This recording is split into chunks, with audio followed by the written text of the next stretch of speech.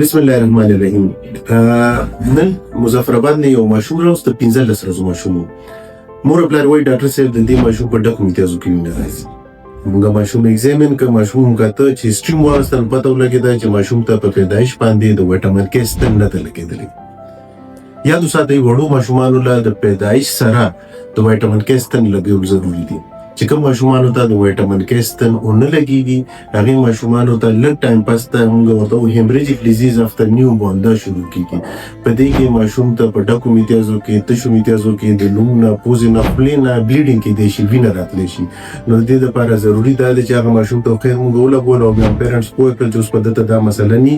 خو چې کوم ماشومان په هسپتالونو کې خو دا انجکشن نارملي لګي ټولو ماشومانو ته. خو چې کوم ماشومان په کور کې پیدا کېږي مور پلار ته دا خاص دی چې ماشوم پیدا شي د پوره ټایم پیدا شوی نو هغه ته 10 یونټس او چې د وخت نه مخکې پیدا شوی نو 15 یونټ ویټامین کې په پتون کې په غوښه کې لازم ولګوئ. نور ستاسو د ماشومانو څه مسله وي نو تاسو شفیق پلازي کې زموږ کلینیک وزټ کولی شئ یا په ورکړو نمبرو باندې رابطه وکړئ خپل ماشوم لپاره اپوینټمنټ واخلئ.